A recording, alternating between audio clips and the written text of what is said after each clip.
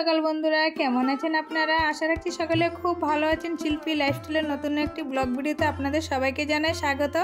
আপনারা জানি ভাবছেন যে আমি সকালবেলা ঘুম থেকে উঠে কোনো কাজ নিয়ে আসলাম কতগুলো কাপড় ধুইতে ঠান্ডার মধ্যে, কিন্তু না, সকাল 6টার সময় উঠে আগে ঘর দরজা ঝেড়ে আশেপাশে কাজকর্ম করে তারপরে চলে এসেছি কাপড়গুলো ধুয়ে দিতে। কাপড় ধুচ্ছি কিন্তু বিশাল চিন্তা, কোনখানে ছড়িয়ে দেবো, মানে কাপড়গুলো কোথায় মেলে দেবো। একদম ওই রৌদ্র নেই বাড়ির মধ্যে, খুব রৌদ্রের জন্য মানে কাপড় ভারী ভুরি কাপড় ধুইতে সমস্যা। তো শীতকাল এমনি তো রোদের তাপমাত্রা কম, জায়গা থাকে না, মানে ছড়াইলেও শুকায় না। যাই হোক, জলটা টানলে কালকে রৌদ্র দিলে শুকিয়ে যাবে, গন্ধ করবে না। কিন্তু বর্ষাকালে কিন্তু জামা কাপড়ের গন্ধ চলে আসে, তো তার জন্য নিশ্চিত আছি, তার জন্য কোনো অসুবিধা নেই। তো আমার কিন্তু নিচে আমি মেলে দিতে পারতাম, কিন্তু বৃষ্টি যখন হয়েছে তখন শ্যাওলা পড়েছে, তো তার কারণে ওই শ্যাওলাগুলি অক্ষণে যত টানের দিন আসছে উঠছে, যত সুরা দিচ্ছি ধুলো ধুলো হয়ে যাচ্ছে, দেখতেই তো পাচ্ছেন কালো কালো হয়ে গেছে। এগুলো যত ঝাড় দিয়ে ধুলো হয়।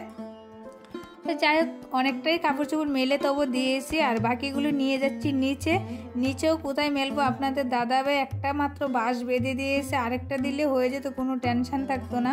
তো যাই হোক, এটার মধ্যে দেবো বুদ্ধি শুদ্ধি করে, আর কি করব, একের উপরে এক দেবো।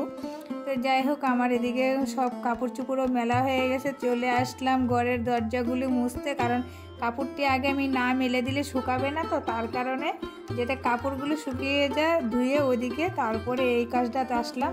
তো যাই হোক, দরজা জ্বালানা মুছে আমার আর চলে আসবো এবার।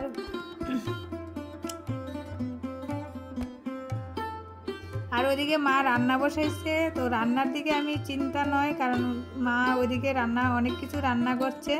তো কী কী রান্না করছে মা সবটাই আপনাদের সাথে শেয়ার করব। আমি আগে এই কাজগুলো করে নিই।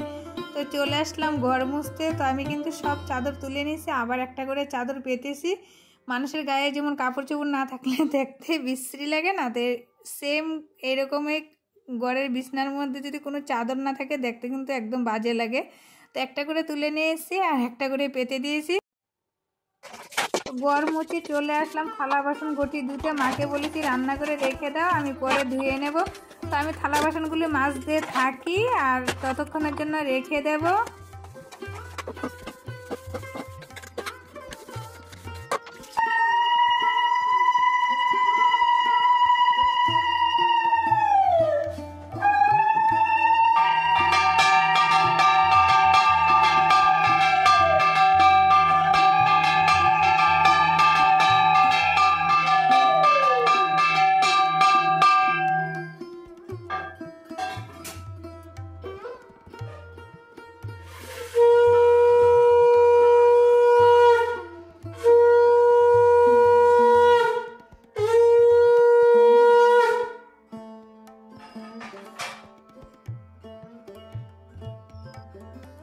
চলে আসলাম খেতে, খাওয়া দেখে তো আমার জিহ্বা দিয়ে একদম জল এসে গেছে। তো মাছ দিয়ে আর টমাটো আলু দিয়ে ঝোল করেছে, মাছের মাথা দিয়ে বাঁধাকপি দিয়ে রান্না করেছে, আর টমাটো দিয়ে আলু দিয়ে করেছে, আর এটা হলো সিম আলু ভাজা, আর ওইটা হাঁড়ির মধ্যে টক।